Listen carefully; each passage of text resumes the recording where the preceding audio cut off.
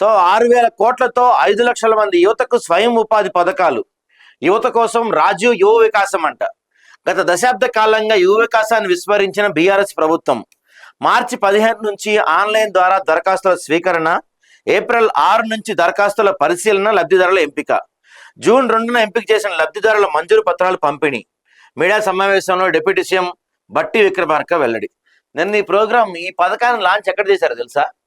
కోటి women's college, దానికి మధ్య ఏదో పేరు పెట్టారు కదా, చాకలి ఐలమ్మ పేరు పెట్టారు దానికి. సో ఇప్పుడు ఈ పథకం పేరు కూడా రాజీవ్ యువ వికాసం అంట. కాంగ్రెస్ పార్టీ వాళ్ళు ఇప్పటి వరకు తీసుకొచ్చిన 6 స్కీముల్లో, వాళ్ళు చెప్పిన 6 పథకాల్లో, 13 గ్యారంటీల్లో ఏది కూడా కనీసం మినిమం వాళ్ళు దాని గురించి ఒక సమీక్ష చేయకుండా, ఒక స్టడీ చేయకుండా, దాని మీద ఒక ప్రిపేర్ అవ్వకుండా ఏదో నోటికొచ్చి చెప్పుకెళ్ళిపోతారంటానికి ప్రత్యక్ష ఉదాహరణ ఈ పథకం రాజీవ్ యువ వికాస్.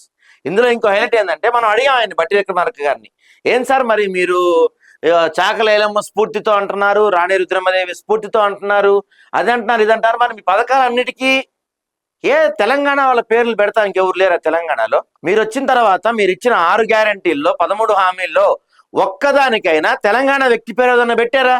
అదేమంటే రాజీవ్ గాంధీ గొప్పోడు, ఆయన అది చేశాడు, ఇది చేశాడు, దేశం కోసం ఎంతో త్యాగం చేశాడు, ఆయన ఈ టెక్నాలజీని యువత కోసం ఎంత కష్టపడి, మన రాష్ట్రంలో ఎవరు పడలేదు యువత కోసం కష్టం? ఎవరు పడలేదా మన రాష్ట్రంలో?